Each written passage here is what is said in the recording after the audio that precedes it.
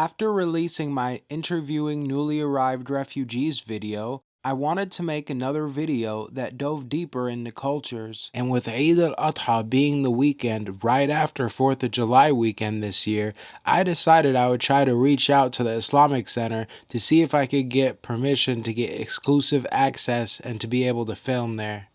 The night before Eid Al-Adha Eve if you want to call it, I get a text from the Islamic Center saying that I am welcome to come and film, and I was absolutely thrilled. I'm ready! I'm ready, I'm ready, I'm ready, I'm ready, I'm ready, I'm ready, I'm ready. Go SpongeBob! I threw all my stuff in my backpack. Just got the green light from the Islamic Center. I got my bag here. Gotta pack my camera equipment. Gotta pack my microphones. I don't know. I'm panicking right now. I just gotta pack what I gotta pack. So we got GoPro here. We're gonna put that in there. And then we got the good old lavalier microphone. Gonna go ahead and put that in there, and then we got the GoPro kit just in case if I have my mounts, and you know, put that in there. And we got the good old stir frying pan here. Let me shove that in there.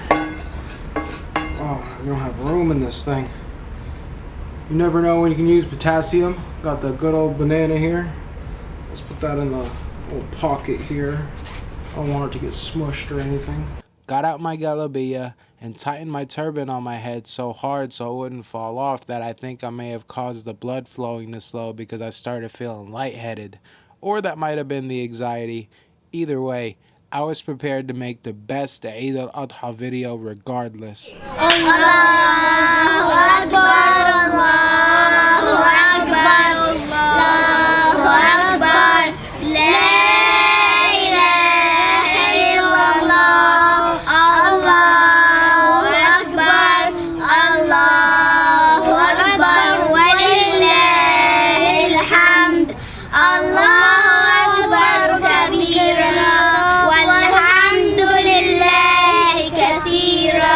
وسبحان الله بكرة وأصيلا لا إله إلا الله صدق وعده وعز جنده وهزم الأحزاب وحده لا إله إلا الله الله أكبر الله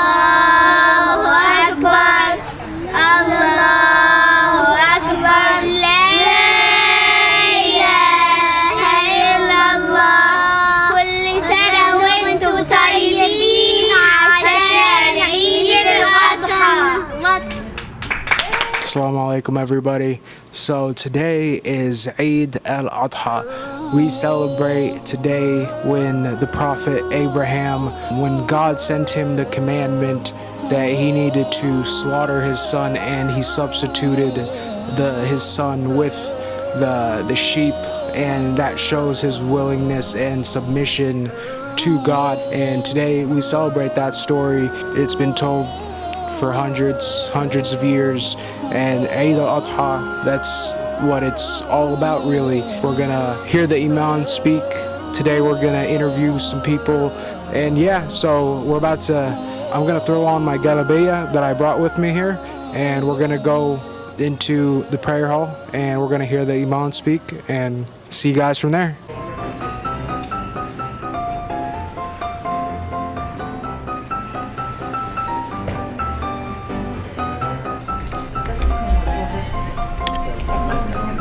We are kind of running late, but we're making it to this thing in timely fashion, as always.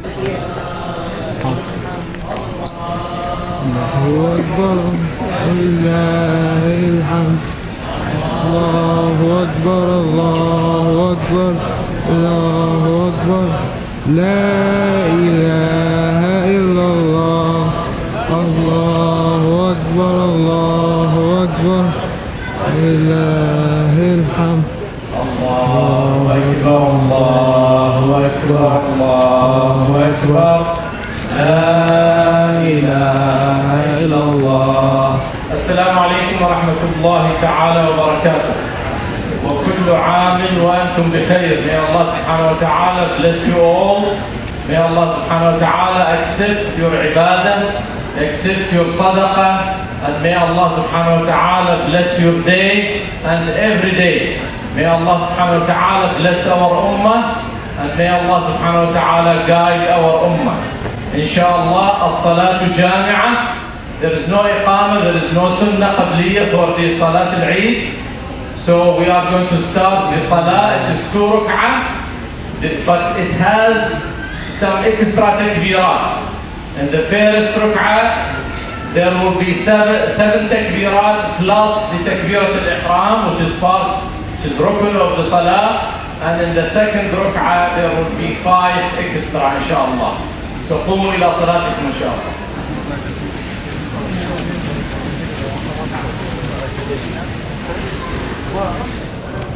الحمد لله رب العالمين الرحمن الرحيم مالك يوم الدين إياك نعبد وإياك نستعين اهدنا الصراط المستقيم صراط الذين أنعمت عليهم غير المغضوب عليهم ولا الضالين.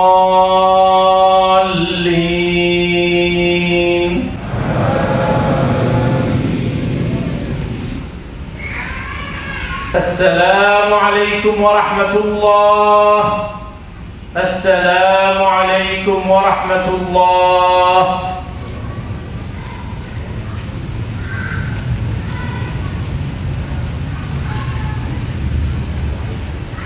اللهم صل وسلم وبارك على محمد كما صليت وسلمت وباركت على إبراهيم. الله أكبر الله أكبر الله أكبر لا إله إلا الله. الله أكبر الله أكبر ولله الحمد. Brothers and sisters, السلام عليكم ورحمة الله تعالى وبركاته. I ask the Almighty Allah subhanahu wa ta'ala to bless our day and every day, to bless our community, to bless our ummah, and guide us all to His path, the straight path that Allah subhanahu wa ta'ala descended a verse on the Prophet alayhi salatu wassalam in the day of Arafah. It was a day of Jum'ah. اليوم أكملت لكم دينكم وأتممت عليكم نعمتي ورضيت لكم الإسلام دينا. Today, the ayah, the verse says, Allah subhanahu wa ta'ala says today, that was 1400 years back, that day Allah subhanahu wa ta'ala had completed the religion for us. But one station in this beautiful deen of Allah subhanahu wa ta'ala. Allah subhanahu wa ta'ala had instructed our beloved Prophet Muhammad alayhi salatu wassalam, وَأَنِ اتَّبِعْ مِلَّةَ إِبْرَاهِيمَ حَنِيفًا, and do follow the path of Ibrahim alayhi salam, our grandfather. May Allah subhanahu wa ta'ala bless him. Brothers and sisters, Allah subhanahu wa ta'ala had tested Ibrahim alayhi salam and his son Ismail alayhi salam in many ways, but they succeeded all the ways, and that is why Allah subhanahu wa ta'ala commanded us to follow the path of Ibrahim alayhi salam. Allah subhanahu wa ta'ala tests us day in and day out. But let us take a lesson from the test that Allah subhanahu wa ta'ala had put those two great messengers of Allah through, Ibrahim and Ismail. When Ismail after an old age of Ibrahim alayhi salam. And then when he became a young boy, Allah subhanahu wa ta'ala showed Ibrahim alayhi salam in his dream that he should slaughter his son. Imagine, brothers and sisters, you will be put in this test. Imagine, close your eyes and feel the pain and feel the test. And Ibrahim alayhi salam would travel all the way to meet Ismail alayhi salam in the sacred place in Mecca. May Allah subhanahu wa ta'ala bless that sacred place and cleanse it from the shirk. May Allah subhanahu wa ta'ala guide our ummah. Imagine, brothers and sisters, that you tell your son, إني أرى في المنام أني أذبحك. I see in my dream that I should slaughter you, like what we are going today, or many of us, whether here or back home, to slaughter an udhiyah. Slaughtering, when you slaughter the udhiyah, imagine that Ibrahim alayhi salam took the knife and he was about to, and he just initiated before Allah subhanahu wa ta'ala told them that you have fulfilled and qad saddaqta ru'ya. You have believed in our command, though it is in the dream. But before I leave this dream, I do not want anyone here, if he or she dreams, that she concludes something that will change the hukum of Allah subhanahu wa ta'ala. Because we just said, Al-Yawma akmaltu lakum deenakum. The deen is complete, so there is no dream that should add to it. And there is no imam that should add to it or cut from it. And we do not have rabbis or ministers or priests. No, you have a direct line with Allah subhanahu wa ta'ala. And you take your ahkam, your rulings of the deen and how to manage your life from the book of Allah subhanahu wa ta'ala and from the sunnah of the Prophet Muhammad alayhi salatu wassalam. Allahu Akbar, Allahu Akbar, Allahu Akbar. La ilaha illallah, Allahu Akbar, Allahu Akbar, walillahi alhamd. May Allah subhanahu wa ta'ala bless you all and accept from you all. Wa jazakum Allahu khayran. Welcome everybody.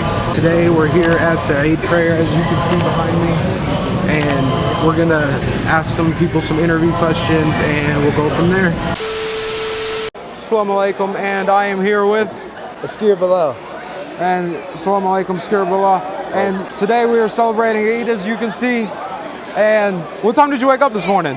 Oh, I was up at 4:45. That is early. Yes, it was. Man, I know I had to wake up early today too. Yeah. So, like, what is one thing that you love about Eid? Eid is just the moment that you get to be together with the community. Like right now, if everybody that comes out, we're here for this very special occasion to remember an important part of our history with Prophet Ibrahim and his son, and then just seeing all the beautiful people and all the different cultures come together in their best clothes. Everybody's happy, everybody's smiling, and so it's just good vibes, you know? Yeah, I absolutely agree with that. Just seeing everybody here come together, it's like one big, it is America. This is the definition of America, one big melting pot. Exactly. Like, I love it, absolutely love it. So, if you were able to change like one thing about, I don't know if you've ever celebrated like Eid overseas before, but if you were to change one thing, how Eid is celebrated here in America, like what would you change, if anything? Yeah. I haven't actually really, I lived overseas for a couple years, and actually I find that the way we celebrate here, I really enjoy it even better, you know? Like, I mean, it'd be nice if we like had, you know, sometimes with the work day and stuff, it's kind of difficult sometimes to be like, you know, getting off from work. Like sometimes people have to go to work after they leave the prayer. It'd be nice if you had just a few days to just kind of relax and have time off from work, you know, collectively, you know, as opposed to trying to just rush back in. But other than that, I love the way we celebrate. Yeah. I definitely agree with you there. That's one thing I'm trying to make a point in this video. Yeah. Like, we need our Eid off. That's one thing that's crucial. Hey, thank you, my guy. Yeah, thank you. Thank you. All right. So That was an absolutely incredible interview. Let's try to find some more people. Assalamu alaikum, man. What's your name? Abdulrahman. Oh, okay. And are you here to celebrate Eid, or? Yeah. And what does Eid mean to you? Eid is it's sort of the time of the year, or 2 times of the year, where I feel connected to my community. A lot of people I don't get to see on a daily basis. So I get to see a lot, like the entire community come out. I love that, just seeing everybody that you don't be able to see, because everybody's just so busy in their daily lives with work and family and responsibilities. I absolutely love coming out here. So from this Eid, Eid Al-Adha, how would you like explain it to like a non-Muslim person? Yeah, so we're celebrating the story of Abraham, which is actually also mentioned in the Bible, where God commanded him to sacrifice his son. And we'll also have where the Imam is talking about all this, because he gave the speech about it in the video, so you guys will know what we're talking about. And so we're celebrating the day where God substituted a lamb for his son. And so then they had a great feast, and they passed the test. Ever since I was young and my mom always read like stories to me, that was one that always stuck with me. Like, he was ready to sacrifice his son. That's like the willingness to do that. That's, oh my God, I can't imagine like the burden of that. But so if you were to change like one thing about how Eid is celebrated in America, like how would you change it, or what would you change if you were to change anything? You know, I've had Eid overseas before with my family, so I feel like it's a lot better over there, right? It's mainly the family, you know? I only have my immediate family here, and oftentimes they're not even in town for Eid. Everyone does it in their own town. I feel the same way. I'm the same way. And so it would be nice if I could, you know, have more family here. Come together and celebrate it more. That's what they do overseas. Like, that's one thing that they do. Everybody just like comes together. The streets are full. They don't sleep until like 5, 6 in the morning. They're just always up, always just like chatting at the hookah lounge, eating food. Just, that's one thing I would change as well. So did you have to work today, or are you off? I'm in medical school, so I have weekends off this block. That's good. I didn't think about that. Yeah. So if it was on a weekday though, would you not be able to come to it? Would the school not give you? I would have to like request a day off in several months in advance. But I do know that a lot of people with work, often they come really early in the morning and then they have to leave right after the prayer. So they don't actually get to celebrate. They should be able to take the day off for religious purpose. Like, this is our celebration. It's like when Christians take off for Christmas or Easter or Thanksgiving. You know what I mean. I don't want to dive too deep into it. But, thank you very much. Yeah. It was amazing interviewing you. Thank you so much. That was absolutely incredible. Absolutely incredible. Assalamu alaikum, and I am here with... Walaikum assalam. My name is Fuad Khaleel. And Fuad Khaleel, we're today celebrating Eid. If you were to explain Eid to a non-Muslim, how would you explain it?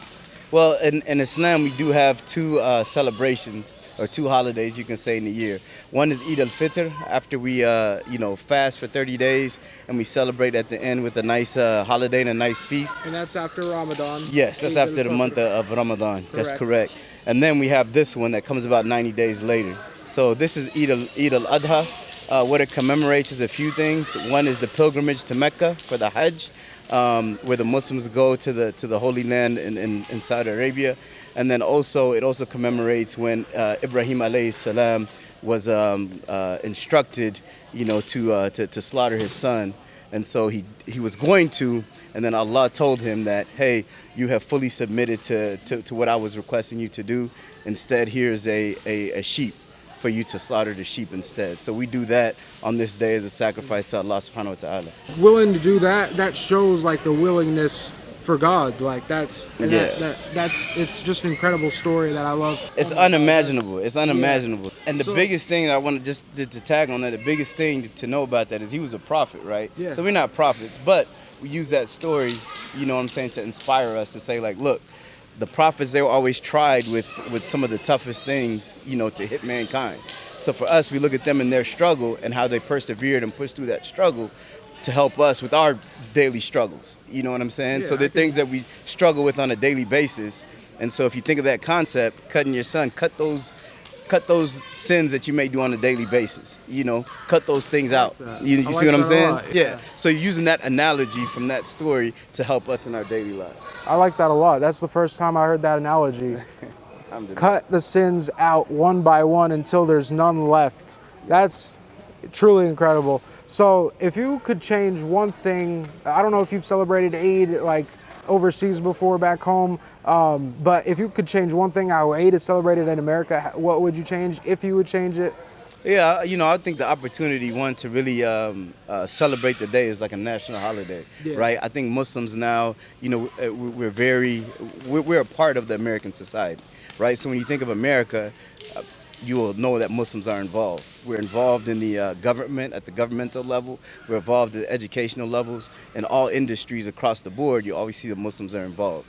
You know, so in respecting that, respecting another group that's here, you know, in the States and giving us a national holiday, that would be beautiful. That's all we want. We want recognition for the national holiday to allow people to take days off of work for Eid Al-Fitr, Eid Al-Adha, to be with their family so they can be with the community, united, because that's what it's all about. We give out holidays for every other thing, but we need a break during Eid, both of them. How often, if you were to explain it to somebody? Yeah, so we have the two Eids. Yeah, so are they the same day every year, or? It's not the same day every year. So in Islam, we follow the lunar calendar, which is different than everyone else. They follow the Gregorian calendar. So it is because that we go off of the Islamic lunar calendar. Correct. The Islamic lunar calendar and the Chinese lunar calendar are not the same. They might be lunar calendars, but they are not the same. So don't go by the Chinese lunar calendar and the Islam lunar calendar thinking that they're the same, because they're not. That's one thing I wanted to point out there. Yeah, no problem. Absolutely incredible. Thank you for this interview, guy. My pleasure, man. Hey, thank you. Allah help you, my brother, man. Eid Mubarak. Eid Mubarak. Yep, we'll see you, inshallah. Assalamu alaikum, and I am here with Misbahu Ali, the Imam of Islamic Center of one of them. And Mr. Ali, it is a wonderful pleasure to meet with you today. I just want to ask you a couple questions. If you could change one thing about how Eid is celebrated here in America, what would you change? The thing that I will change is the government to give opportunity to every Muslim to celebrate their religion free day, no work. That's all what I can ask. Give everybody opportunity to celebrate their Eid like out of work, no work, whether it's weekday or weekend, to have like official, to make it official. Like official holiday, so official holiday. We can get the time off so people can actually attend the Eid prayers, be with their families, be in the communities, hear Imam's speech. These are all, we need to have these things because it builds the community. When we don't have it, it kills the community. So we need to have it so we grow the community, so it's progressive. Yeah, correct. What is one thing that you love about Eid? Man, what I love about Eid is everybody is going to be there. You are going to be celebrating, making good wishes to each other, making prayers to each other. You can see the happiness in the face of each other. So man, I love it. I love it. I love it. If you can have thousands Eid, I will celebrate it. I love it, yeah. I love it. Seeing everybody together with the families after the Eid prayers, rushing to come together, I love it. I always do the same thing I remember as a child. So for the Islamic lunar calendar that we go by for the, like when Ramadan is and when the Eid is, how would you say it is different from like other lunar calendars, like the Chinese lunar calendar from the Islamic lunar calendar? Yes, the Islamic lunar calendar, it's already fixed We have 12 months of the year like other lunar calendar, but our days can change because all the time the moon it's 29 or 30. It never goes more than that. It never goes beyond that. So it can rotate. Our holidays can rotate, can come in August, can come in July, depend on this extra 10 days that you get out of the year fall, whether they fall back or they fall from the front. Right, and that's why Ramadan is always like 10 days earlier than the last year before it. Correct. And then every year it just like earlier, so it changes. And but this interview has been absolutely incredible. Thank you for your time. Thank you very much. Thank you. Good luck. Thank you. Just to recap everything in this video regarding Eid Al-Adha, a holiday celebrated by all Muslims around the world, don't get confused between Eid Al-Adha and Eid Al-Fitr. Eid Al-Fitr is our feast. You could say it's the Muslim Thanksgiving in a way. Not really, but the feast part of it for sure. Eid Al-Fitr is always celebrated right after Ramadan, a holy month in which practicing Muslims fast from sunup till sundown without food or water. Eid Al-Adha is celebrated 2 months and 10 days after Eid Al-Fitr. Eid Al-Adha is a celebration of when Prophet Abraham, peace be upon him, was tested by God, that when God told him to sacrifice his son, he obeyed him and God swapped out his son for a sheep in the very last moments. Muslims around the world celebrate Eid Al-Adha by going to the morning prayer, as you've now seen in this video, as well as being close with family and friends. And for the families that have the income to do so, then it is tradition to buy a sheep to slaughter in the halal manner during Eid Al-Adha. I could not showcase that part of the video due to the graphic content involved in that process. Also, a reminder that although Muslims use a lunar calendar, the Islamic lunar calendar and Chinese lunar calendar are not the same. We use the Islamic lunar calendar, and the months in it only have 29 to 30 days, so our holidays are always 10, 11 days earlier than the year prior to it. Every American, regardless of skin color, religion, race, ethnicity, came to America from abroad at one point. Even the Native Americans, if you go back enough generations, all with their own traditions. I just don't see how Islam, the #1 fastest growing religion in the world, the Islamic holidays aren't upheld to a higher standard as they should be here in America, the melting pot of the world. I hope by watching this video you learned something new. I hope to see changes made here in America that benefit the Muslim community. We should not have to take time off work or take time from our vacation or sick leave for our holidays. Holidays are meant to be celebrated with the community, with friends and family and our loved ones. If you seek the truth, then let that truth find its way to you. Don't be fooled by shaitan playing with your 5 senses they taught you in school. When you get close to Allah, your heart, you will feel pure.